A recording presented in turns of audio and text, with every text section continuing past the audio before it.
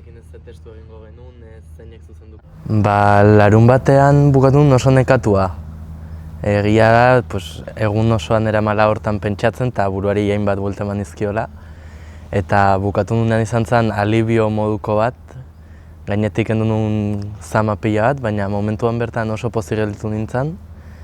Eta oan errekuperatzen oraindik ere esango nuke. Bi irakurketa egin ditun, irabazlea atera zana Xanti Agirrezabalarekin egin nun eta Iñaki Rikarte izan zen zuzendaria.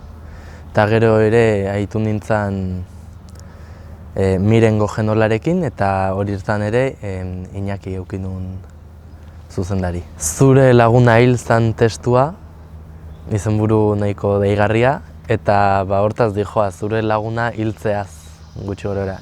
Depresioa hartzen dut gai modun, eta komediatik, tragikomedia moduko batetatik, baina batez ere komedia, landu dut gai hori, bi pertsonaien artean. Orratzen eman ditut azkeneko bi ikasturteak.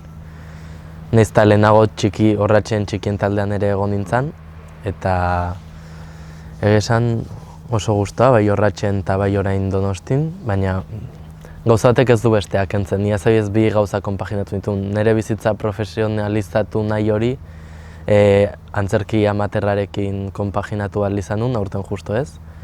Eta da zerbait mantenduko nukena egiten ahal gehiena, bintzat. Profesional izan nahiko nuke, bai. Baina alde amater hori ere ez nuke atzen utzi nahiko. Lanen bat ateatzen bazait. Ez utzi amaterra lan horregatik bereziki. Bai, herrian egia esan, arte eszenikoekin orokorrean, antzerki agian dantza baino gehiago lotura badaka. Eta hortaz ere nahiko harro egia esan, eta badaukat ikusteko aukera hori ere. Ze bai, garrantzitsu iruditzen zait aktore bezala edo sortzaile bezala ikustea besteen lana eta fijatzea gauza batzutan, ez dakit, igual estilo hau gustatzen zait eta hortik jo dezaket beste zertarako, eta orduan garrantzitsua iruditzen zait ere lezok dauzkan egitasmo hauek. Saiatzen naiz idazten, noizean behin, okurritzen zaitenean gairen bat edo landu den nahi detenean gairen bat, batez ere antzerkia idazten dut.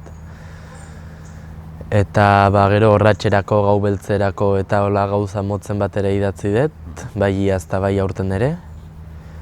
Eta hori bai gusten zait idaztea. Oroar, nik esango nuke badaudela kasuak eta kasuak, baina orokorrean jendea ikosta egiten zaiola.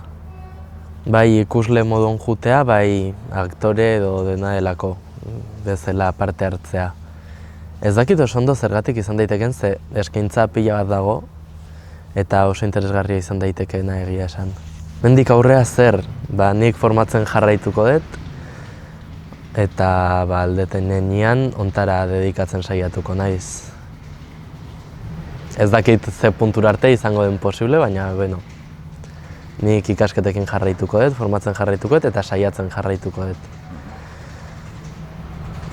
Beste lehiaketaren batetara aurkeztuko dut ere testu hau.